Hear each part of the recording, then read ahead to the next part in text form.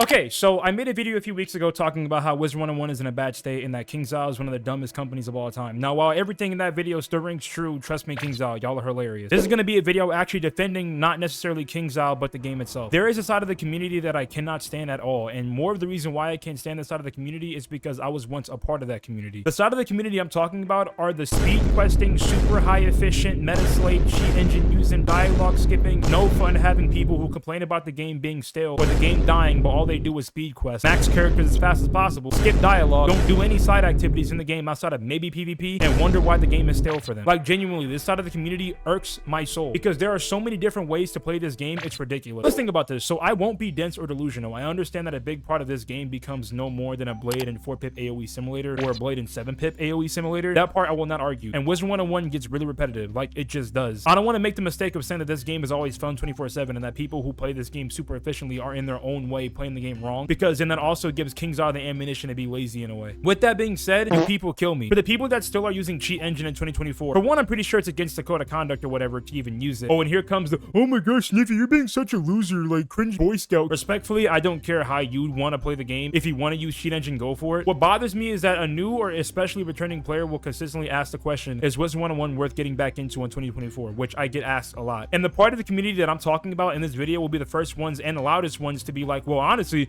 the game is stale and boring right now. I wouldn't bother in 2024. Also, I just want to add, if you're using cheat engine to play the game anyway, you must not like the game that much. Like, honestly, if you actually need cheat engine to enjoy this game even remotely, don't play the game. There's like 100 other games to play. I never understood the idea of using cheat engine to speed the game up faster. Like, you don't even like the game at that point. But let me reiterate, and I'm going to be doing this a lot in this video so nobody in this comment section gets me misconstrued in any way, shape, or form. I'm not saying Wizard101 is this super amazing, completely perfect game that everyone on the planet needs to play the right way right now. Especially when I literally just made a video pretty much roasting this game a few weeks ago. I'm not trying to be self-righteous, and there's no self-righteous way to play the game. The point of this video is to legit sit here and say that that side of the community respectfully needs to shut the fuck up. But let me be transparent for a bit, because at one point in time, honestly, not too long ago, I was that person. I was that guy who would roast players for not having super efficient stats or a top tier pet. I would roast people for not having the best gear for whatever level they're at. If I was in a fight with somebody who didn't know what they were doing, i.e. doing anything other than blading, fainting, and 4-pip or 7-pip AoE spamming, I would get pissed off. Because for the longest time, my mentality and the mentality of a lot of the community was, and still is to some degree, if you weren't playing as efficiently as possible, you were automatically playing wrong. Like, I have specific memories of like calling people dumb for using minions in mob fights. It wasn't always like this though. All of us, of course, played this game when we were super little, and while yes, there was a sense in all of us where we wanted to be better at the game, there was also a piece of us who just wanted to have fun and do cool stuff in the game. I don't know about you guys, but Triton used to be one of my favorite go-to spells in this game. I used to love this damn thing. Like, I would spam it so much as a kid because I thought the animation of an ocean spawning on a battlefield and a giant fish landing into it was awesome. And the thing is, as a kid, I understood the concept of what an AoE was. I know what Tempest and Stormlord did, and I knew they would kill enemies faster, but like as a kid, I just didn't really care. We used to have house parties. We used to just sit there and chill in the ice or death tower. I don't know. Like, it's interesting how we had way less side activity to do 10-12 years ago, and we still found ways to entertain ourselves. Now in 2024, there are arguably too many side activities to keep track of, and yet it feels like this is the most dense the community has ever been. Majority of the player base from what I've seen at this point is either speed questing to get max characters for the sake of speed questing to get max characters for PvP, or just sits in the commons and does nothing. And I think this goes back to a problem on KingsIsle's side, but because there's no real incentive to staying at a lower level, it pains me to say that every major dungeon outside of the super late worlds like Novus and Wallaroo are basically dead. And hell, honestly, it's gotten to a point where people don't even care to farm the Wallaroo stuff. Mount Olympus, Barkingham, Brisk Breeze, Waterworks, Zigzag, Elephant, Atlantia, Tartarus, Darkmoor, Catacombs are all practically,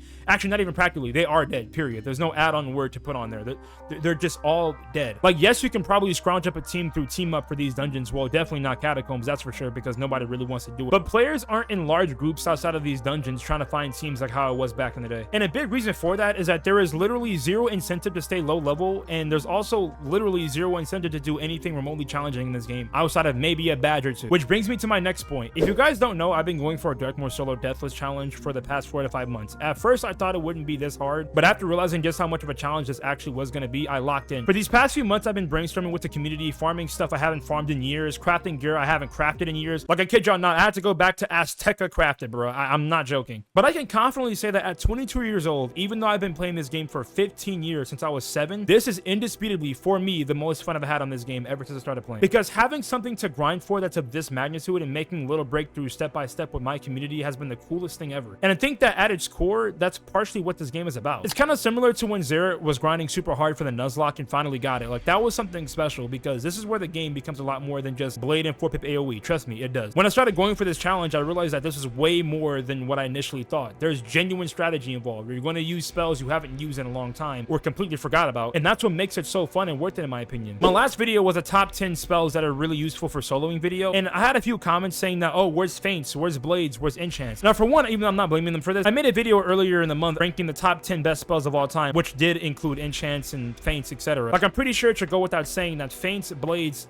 traps, and things like that are easily some of the best spells in the game. The point of that video was, one, to stay away from spells I already mentioned, but two, to highlight some spells that people kind of look over and don't really see too often but are really cool to use, and also to highlight the fact that there's so many cool ways to play the game outside of just blades, feint, 4-pip AoE. There's plenty of ways to play this game, but a lot of people don't explore it that much. With all that being said though, KingsZhao has done a horrific job, and I mean a horrific job, at incentivizing players to challenge themselves in any way. Please, KingsZhao, if you're watching this, I'm begging you, before I beat this challenge, please add a cool badge for beating it. I don't know, something like Malastaire's daddy. That would be kind of funny. They did something like this with Fellspawn, where they do have the Fellspawn master badge. They could take that concept and apply it to every major dungeon in this game, but also give genuine rewards for soloing it, or maybe duoing it, I don't know. Do crown rewards for hard solo challenges, exclusive items, a hyper exclusive mount or a cosmetic gear set for being good at the game, rather than one where you just have to mindlessly grind bullshit side quests. Bro, please, KingsZhao, I am giving y'all the key right now. There's so much untapped potential right here.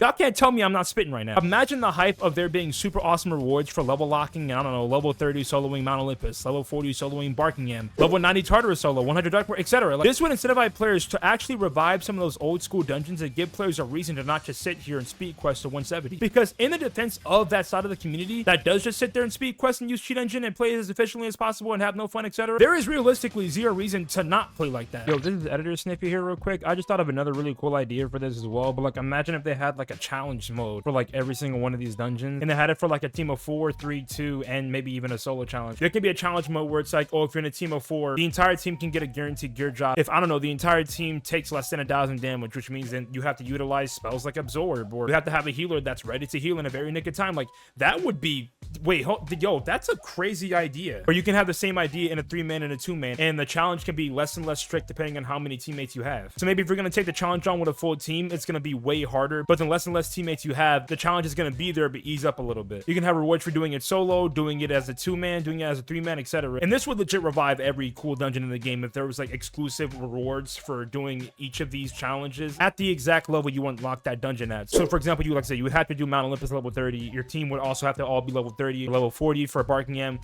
level 100 for Darkmoor, etc. That would, like, I'm just realizing that would be such a dope ass idea. Imagine instead of spending 30 to 50 runs going for Zeus gear, which granted nobody does anymore, but just hypothetically have a challenge mode where it's like, if you have a really coherent and cohesive team that actually knows how to play the game really well, you can get your gear pieces relatively fast. That would be that's the coolest thing ever to me. I'm actually gonna roast KingsZhao a little bit here because I understand that this problem isn't just a community problem, it's very much a KingsZhao problem too. KingsZhao, I can confidently say nobody wants to get to Chrysalis and fight Blue Razors 30 damn times over. Nobody wants to get to Zafaria and fight those Greyhorn mercenaries 30 times. From Jungle to this day drags on for way too long. Avalon, as much as I love the aesthetic, that midsection between the Wild and Dundara could easily be cut down a good amount. Azteca has this problem tenfold, of course. There is no reason for this road to be this long, only for us to lose in the end, mind you. Chrysalis is funny because it's so hyper long for no reason, and yet there's a big chunk of the community that still respect it. Imagine how many more people would actually love Chrysalis if y'all cut it down just a little bit. Like, a part of me is starting to realize that KingsZhao doesn't play their game as much as they should, because if they would realize how tedious and just drawn out Arc 2 is. Please cut that shit down. With all that being said, at face value, I understand why that side of the community plays that way, because there's pretty much zero incentive to playing any other way. However, those same people's opinion on the game overall is pretty skewed. It would be the same thing if I was a new player, right? And I sat here and purposely ignored all advice given to me on how to play the game more efficiently and make things easier for myself, only to then go and complain about how the game is too hard. So while I understand why you guys do it to an extent, you people who play this game specifically to just speed through it pretty much sound exactly the same as somebody who's new to the game, ignoring all advice to be better at it, but then complain that the game is hard. Like, they all are both in the same boat. First, KingsZhao needs to make much more of an incentive to maybe stay at a lower level. What's sad is that for the longest time, because low level PvP was popping years ago, there was always a reason to stay low level to some extent. Now there pretty much isn't. And what's sad is that even if low level PvP came back and there was all of a sudden a reason to stay low level, a lot of the best gear is in packs anyway. So those dungeons I mentioned earlier would unfortunately still be dead, because the best gear for those lower levels would just be behind packs. So like something like Waterworks gear would be outclassed by pack gear anyway. Like I said, what I'm speaking about today is that it is a King's Isle issue and a player issue simultaneously. Players should take the incentive and challenge themselves just a bit more rather than just speeding through the game. But please stop sitting here and saying the game is stale when you do the same things every single time you play it. King's Isle, give people an incentive to not just speed quest through the game, because right now there isn't a single reason not to do so. But hey, let me know your thoughts down in the comments. I'd love to have a discussion about it. If I'm just tripping, you're more than welcome to say, hey, Sniffy, you're just tripping. Shut up. Go ahead and hit the sub button if you want to see more. I got a lot of videos coming this month, and I would really appreciate it if we could hit 10K by the end of the year. That would literally make my entire year just awesome. We got monetized way back in June, and the fact that we're close to 10K is just incredible milestone that I can't wait to hit. Join the Discord if you feel like it. We're going the community day by day. Follow my other socials, and I'll see you on the next one. Take care. Have a great rest of your day.